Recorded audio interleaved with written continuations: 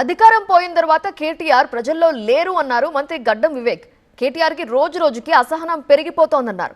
BRS లో కేటీఆర్, హరీష్ రావు, కవిత మధ్య పోటీ నెలకొందని, దాన్ని డైవర్ట్ చేసేందుకే కాంగ్రెస్ పై బీఆర్ఎస్ విమర్శలు గుప్పిస్తోందని అన్నారు. పూర్తి వివరాలు మా కరెస్పాండెంట్ శివకుమార్ అందిస్తారు. పలు అభివృద్ధి సంక్షేమ కార్యక్రమాలను ప్రారంభించేందుకు మంత్రి వివేక్ వెంకటస్వామి అచ్చంపేట నియోజకవర్గానికి వచ్చారు. అని అడిగి కొన్ని వివరాలు తెలుసుకుందాం.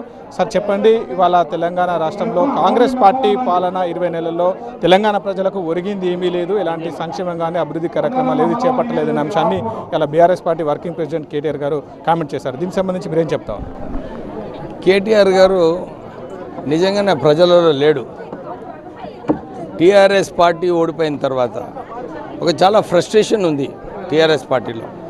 ఎందుకంటే అధికారం 10 సంవత్సరాలు అధికారం చలాయించి ఇష్టం వచ్చినట్టు అవినీతి చేసి ఆ అధికారం పోయిన తర్వాత ఫిష్ అవుట్ ఆఫ్ వాటర్ అంటారు కదా, అట్లా ఉన్నది వారి పరిస్థితి. దాంతోపాటు ఇప్పుడు వారికి, వారి చెల్లకు కవితకి, హరీష్ రావుకి ఒక పవర్ స్ట్రగుల్ నడుస్తుంది టీఆర్ఎస్ పార్టీలో. ఆ పవర్ స్ట్రగుల్ని దీన్ని ఎట్లా డైవర్ట్ చేయాలని చెప్పి ఇవన్నీ కూడా విమర్శలు కాంగ్రెస్ ప్రజాపాలన పైన చేస్తున్నారు.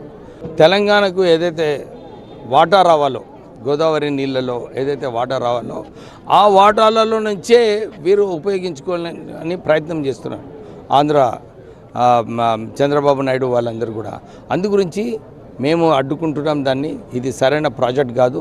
ఎందుకంటే మా ప్రాజెక్ట్సే మేము పూర్తిగా చేసుకొని మేము మా వాటా ఏదైతే ఉందో 1200 టీఎంసీ నీళ్లు అది మేము వాడుకోవడానికి రాష్ట్ర ప్రభుత్వం పనిచేస్తుంది. ప్రాణహిత చేవెళ్ళ ఇప్పుడు మన ఈ రంగారెడ్డి పాలమూరు ప్రాజెక్ట్ అయిన తర్వాత కొన్ని ఏరియాస్ ఆల్రెడీ కవర్ అయిపోతాయి. సో ఎక్కడైతే కాదో, ఎక్కడైతే నిజంగా ఇంతకుముందు ఏదైతే ప్లాన్ ప్రకారంగా అప్పుడు రాజశేఖర రెడ్డి గారి టైంలో చేసినారో అది డెఫినెట్లీ ఇంప్లిమెంట్ చేయకపోతుంది. ఈ 20 ఏళ్ల ప్రజాపాలన అనేక సంక్షేమ అభివృద్ధి కార్యక్రమాలను కూడా అమలు చేసినట్టు కూడా చెప్తా ఉన్నారు. కెమెరా పర్సన్ అంజితో, శివకుమార్, టీవీ 9 అచ్చంపేట నుంచి.